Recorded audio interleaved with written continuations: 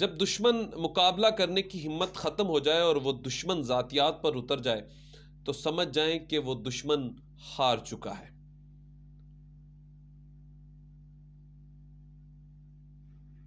जब दुश्मन में मुकाबला करने की हिम्मत ख़त्म हो जाए और वो ज़ातियात पर उतर जाए, तो समझ दें कि उसमें मुकाबला करने की हिम्मत ख़त्म हो चुकी है।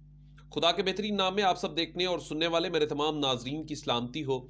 मैं Salman Sam social media network के साथ आपकी खिदमत में हाजिर हूँ।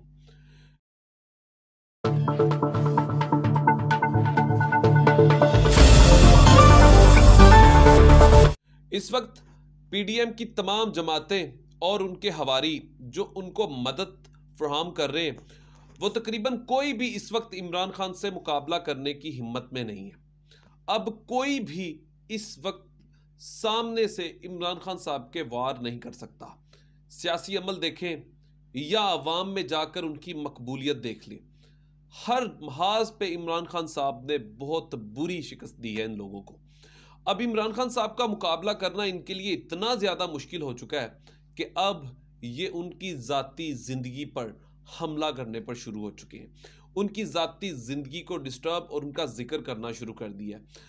वो दुश्मन इतना नाकाम और नकारा होता है जो ज़ातियात पर हमला करता है। अब देखें कि मैंने कुछ अर्सा पहले ये बात कही थी कि ये सबसे पहले इमरान खान साहब की ज़ातियात पे हमला करेंगे और उसके बाद कुछ फेक ऑडियोज़ और वीडियोज़ लेकर आएंगे।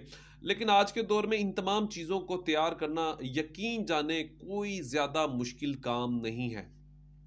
आपका सबसे बड़ा टीचर जो है वो आज के दौर में ये सोशल मीडिया और ख़ास तौर पर वो चैनल्स हैं जो इन तमाम ऐप्स के बारे में भी आपको बताते हैं। आपको प्ले स्टोर से भी बहुत सारी चीज़ें मिल जाएंगी। इसके अलावा आपको गूगल्स पे भी सर्च करेंगे या आप किसी भी सोशल मीडिया के बड़े प्लेटफॉर्म पे जब सर्च करते हैं तो आपको वो तमाम चीज़ें जो किसी को भी डिस्टर्ब करने की या किसी की भी नकल उतारने के हवाले से भी वो तमाम सॉफ्टवेयर्स हैं जो आपको बासानी मिल सकते हैं।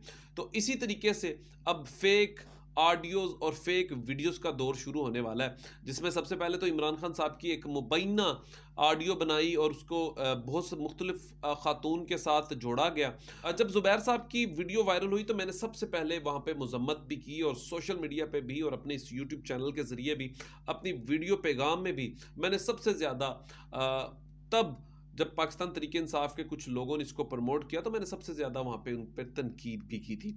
अब ये तनकीद करना इसलिए भी ज़रूरी था कि ज़ाती हमला नहीं होना चाहिए, आपको सियासत करनी चाहिए, सियासी लोगों के साथ सियासी मुकाबला करना चाहिए, ना कि ये ज़ातियात के हमले करने चाहिए। अच्छा, अब करते क्या हैं? कुछ ऐसे लोग जो सियासी लोगों को इस्तेमाल करते हैं, वो इन चीज़ों को पहले इकट्ठा करते हैं और फिर इन एक दूसरे से इन चीज़ों को वायरल करवाते हैं, या वो फेक चीज़ों को बनवाते हैं और बनवाने के बाद वो इसी तरीके से इनको एक दोनों को आपस में लड़ाते हैं और खूब इंजॉय करते हैं। लेकिन इस दफ़ा उनके चेहरे भी बहुत ज़्यादा बेनकाब हो चुके हैं।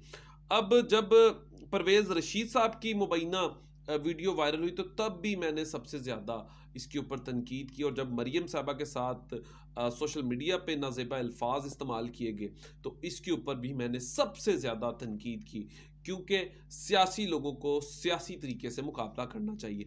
अब करेंगे क्या? अब इमरान खान साहब की मुख्तलिफ लोगों के साथ ऐसे भी हो सकता है कि मुबैना तौर पर मुराद सईद साहब के साथ भी, या जिस तरीके की वो आजकल रेहाम खान जो एक बीबी थी मुबैना, उनके इल्ज़ामात थे।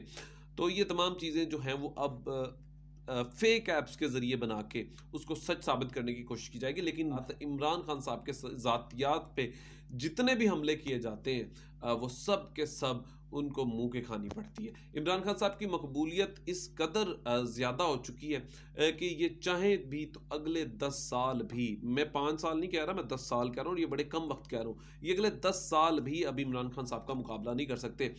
और वो वक्त भी दूर नहीं है जब दोबारा से इमरान खान साहब इस मुल्क के प्राइम मिनिस्टर होंगे। अपना ख्याल रखिएगा। अपने इस यूट्यूब चैनल का भी खुदा हाफिज।